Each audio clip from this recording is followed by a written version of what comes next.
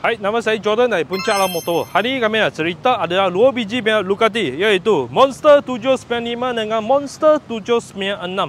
Nanti kami akan tunjuk apa beza dua motor ni antara. First kami nak cerita adalah ini Ducati Monster 795. Actually ini motor punya mileage cukup rendah. Saya pun susah nak percaya, tapi betul punya mileage. Mileage dia 5,000 lebih aja. So, apa aksesori yang owner sudah pasang dengan motor ni? Okay, kami boleh tengok. Depan punya ini windshield. Owner sudah pasang dia punya aksesori. Depan belakang punya tayar sangat cantik lagi lah. Beli boleh terus pakai lah. Lepas tu front wheels rider original sudah pakai Brembo punya brake caliper depan dengan belakang. Ini body pan owner sudah pasang. Spotlight pun sudah ada. Cross brake lever adjustable. Okay. Lepas tu ini dia punya protector brake lever guard lah. Okay. Police rider. Okay. Ni tempex so ada. Yang penting ini rack aja lah, tapi box tak ada lah, kosong lah. Tak suka cabut aja. Original datang suara dua exhaust original Terminoni punya exhaust carbon punya. Okey, lepas tu single seat pun suara ada. Tapi kalau awal rasa nak bawa orang, buka ini dua skru aja, kau tim settle. So kami boleh tengok belakang, cantik lagi. Right wheels rider pun suara ada. Okey. Warna cantik, merah. Memang Ducati punya warna. Okey, lepas tu kami cuba duduk dekat motor ni, tengok dulu. Sangat rendah, senang. Tinggi saya 170, tak ada masalah. So, phone holder ada, phone holder punya bar ada, lepas tu gate indicator, semua ada motor ni. Beli boleh terus pakai, kemas cantik. Okey. So, cuba start dengan engine memory dulu.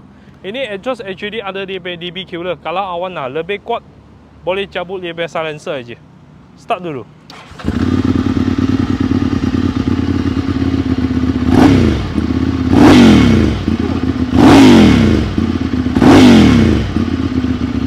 Oh, cun.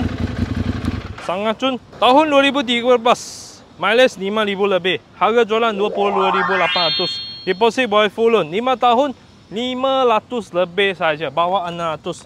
So, jangan hari-hari cek 8. Boleh tengok ini Ducati Monster, handsome, cantik. So next kami cerita adalah ini Ducati Monster 796. Apa beza actually? Kami tengok satu beza paling kuat punya. Ini biasa adalah Superbike punya, lalu pakai biar single switch arm. Sekarang Monster 796 sudah pakai single switch arm, sangat cantik. Rim ni pun sudah cat warna gold color. So nampak dia punya warna lebih shining, lebih cantik lah. So ini motor depan biar windshield sudah ada. Lain boleh katakan standard. Depan belakang memang sudah pakai Brembo punya brake caliper. Okey, lepas tu kami boleh tengok belakang sama juga. Dia ada double exhaust, tapi ini double exhaust adalah standard punya.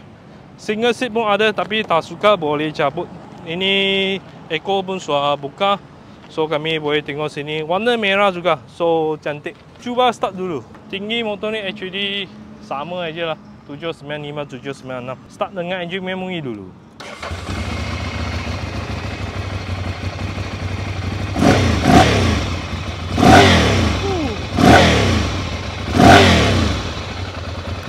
Standard bank exhaust pun shock juga oh. Pasal double exhaust. Kami boleh tengok.